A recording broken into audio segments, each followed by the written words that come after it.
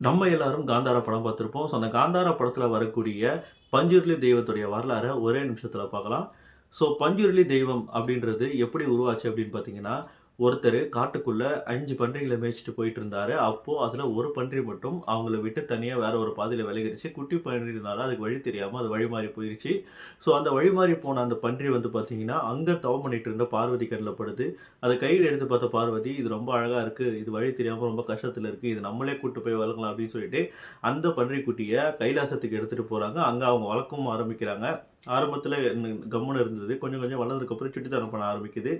அப்போ இந்த படத்துல சொல்ற மாரி ஈஸ்வர பூந்தோட்டம் அப்படின்னு சொல்லிட்டு ஒண்ணு இருக்கு. ஸோ அங்க வந்து பார்த்தீங்கன்னா, சிவன் வந்து அங்க உட்கார்ந்து அவருடைய ஓய்வு டைம வந்து போக்குவார் அப்படின்ற மாரி சொல்லப்படுது. அந்த தோட்டத்த இந்த பன்றி சுத்தமா வந்து பார்த்தீங்கன்னா, நாசம் பண்ணிருச்சு. இத பார்த்த உடனே சிவனுக்கு ரொம்பவே கோவம் வந்துருச்சு. ஸோ சிவன் என்ன பண்றாரு, அத வந்து அழிச்சிடுறாரு.